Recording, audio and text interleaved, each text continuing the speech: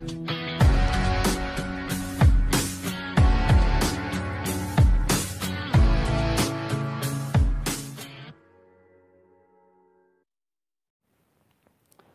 дневник необычного кавказца. Ты же мужчина, ты же мусульманин, ты кавказец. Давай приезжай сюда, скажи Рамзану, что ты будешь про него, ты же не трус. Что ты там сидишь в Европе и умничаешь, как там лучше жить. Дневник необычного кавказца.